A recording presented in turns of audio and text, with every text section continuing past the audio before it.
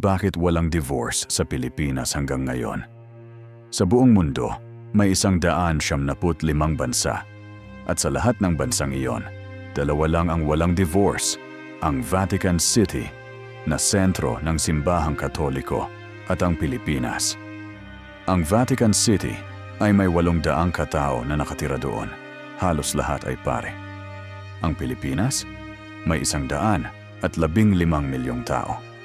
At hanggang ngayon, kung gusto mong tapusin ang iyong kasal dito, legal, ang tanging paraan ay ang annulment, hindi divorce. Annulment. At ang pagkakaiba, malaki, and para sa maraming Pilipino napakasakit. Ito ang hindi alam ng karamihan. Bago dumating ang mga Kastila noong 1565, ang mga Pilipino ay may divorce na. Ang mga sinaunang Pilipino, kasama ang mga Muslim sa Mindanao at ang mga katutubong grupo sa buong kapuluan, ay may sariling paraan ng pagtatapos ng kasal kapag hindi na ito gumagana. Normal iyon sa kanila. Pero nang dumating ang mga Kastila at ang simbahang Katoliko, unti-unting inalis ang divorce sa mga lugar na Kristiyano. Para sa simbahan, ang kasal ay banal na kasunduan sa harap ng Diyos at hindi ito maaaring baguhin ng kahit sinong tao.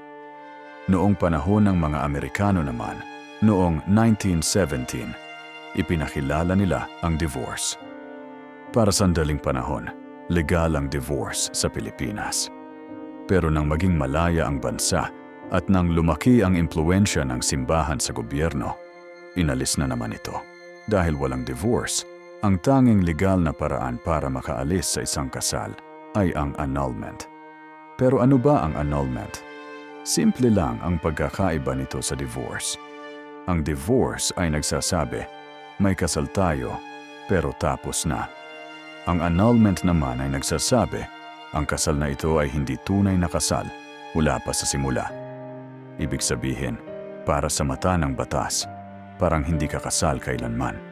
Pero para mapatunayan iyon sa korte, kailangan ng abogado, ng psychologist, ng maraming ebidensya, at ng maraming pera. Ang gastos ng annulment sa Pilipinas ay mula 150,000 piso hanggang 500,000 piso o higit pa. At ang oras? 2 hanggang 5 taon bago matapos. Pero para sa isang ordinaryong Pilipino na kumikita ng minimum wage, ang annulment ay halos imposible. Ito ang parte na hindi madalas na pinag-uusapan. Kung ikaw ay nasa masamang kasal, may karahasan, may pag-aabuso, pero hindi mo kaya ang gastos ng annulment, anong mangyayari sa iyo? Una, hindi ka pwedeng mag-asawa ulit ng legal. Kahit hiwalay ka na ng 10 taon, sa mata ng batas, ikaw ay kasal pa rin. Ikalawa, kung magsimula ka ng bagong relasyon, maaari kang idemanda ng adulterya o concubinage, mga krimen sa ilalim ng batas ng Pilipinas. Ibig sabihin, ang isang babae na umalis sa mapanakit na asawa at naghanap ng bagong makakasama sa buhay, maaaring ikulong dahil sa batas. At ang ikatlo, ang iyong dating asawa ay may karapatang legal pa rin sa iyong ari-arian kahit nahiwalay na kayo. Ang resulta, milyon-milyong Pilipino ang natigil sa mga kasal na hindi na gumagana, nang walang paraan para lumabas ng legal.